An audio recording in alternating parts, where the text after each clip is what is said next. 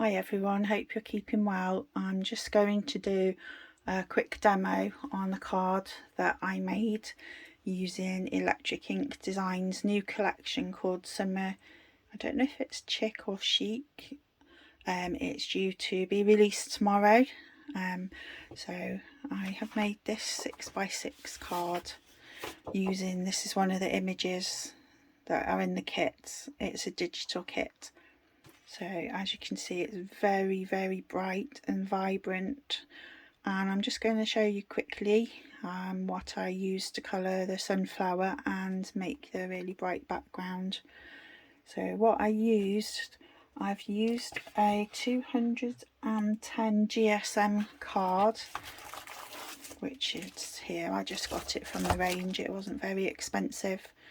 I did try using the inks that I'm going to be using, the acrylic inks. I did try and use them with watercolour paper, but I actually preferred the effect on here on this card. So what I've done is I have used these lovely vibrant inks. I actually got them from TK Maxx. This was the box they came in, and they weren't that expensive. As you can see, they are just so lovely and vibrant. So what I did is I just put a couple of little drops. Sorry about the noise, I should have just got them out ready, shouldn't I really? But you should know me by now. I like to make lots of noise and knock stuff over and that. So just a tiny little drop on my good old chopping board that I bought. So as you can see, they are so vibrant, and then all I literally have done is just use them and just put them wherever. Not really particularly doing any kind of pattern, just dabbing them. Might need another bit of ink.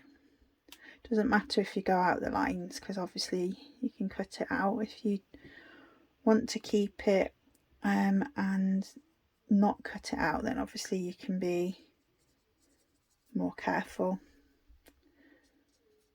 but I prefer to cut it out, and then I could be a bit ruthless like I am now. I'll just get another tiny bit of the ink. So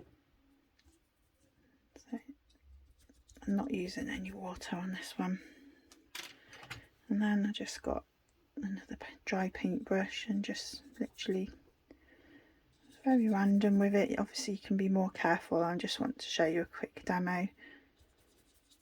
It doesn't look that good at the minute, but once you cut it out, it looks a lot better.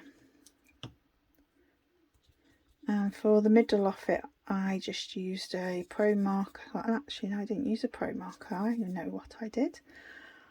I mixed some of these inks and I made a brown with it. See, that's how bad my memory is. I only made them yesterday. But yeah, I mixed a couple of the colours together and just made brown. So I was using the same medium for the whole thing. As you can see, it looks very rough on there. This was the one I made, but you can take more time. So I'm just giving you an idea. And then obviously I used a tiny bit of the green ink on there.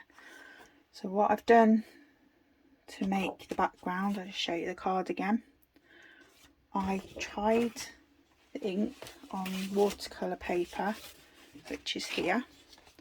But what I did was I put it on the board and then sort of smushed it. And I wasn't as happy with the effect as I was. That one's on watercolour, this one's just on this card that I got from the range. So what I did, rather than put it onto the board, I preferred the effect.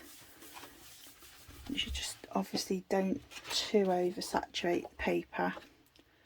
So what I did was I sprayed the paper first, my mister, and then I really like this effect better by literally dropping it on. And As you can see, it's really vibrant. I just love this ink, absolutely love it, and it just makes it stand out so much. So I preferred this effect. And I'll just get another couple of colours. Sorry about the noise again. Should have come prepared. So I've used a bit of the pink. And I did use the green, but what I did with the green is I dried this first, because the first time I did it and I put the green on first, it went a really muddy brown. So you can spray a bit more water, and as you can see, it just goes crazy. And look at that amazing vibrant colour, and you can just move it around as much as you like, and obviously you can add more. I'll add some green, but I will try not to move it around too much. As you can see, the effect is just stunning. But it is best to dry it with the heat gun before you add the green, because as you can see, it's starting to go a bit muddy. But that is basically how I made this card and did the background. But the inks are so much fun, they really are, and you can get a lovely effect with them. And then I've just added some little gems and a strip off the offcut and some pink paper, which matches the bit on the front. So I hope I've explained that to you okay. I didn't want to sit and cut out the sunflower and that. You know how to do fussy cutting. The sentiment comes with the kit, and then I just used a couple of my dies to cut the circles out. So it's very quick, but I hope you enjoyed it, and I hope you go and buy some of these inks, because they are so fun to work with.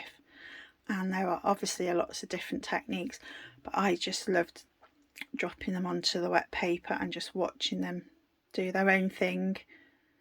So I hope you'll give it a go, and I'll see you in my next video. Thanks for watching. Bye.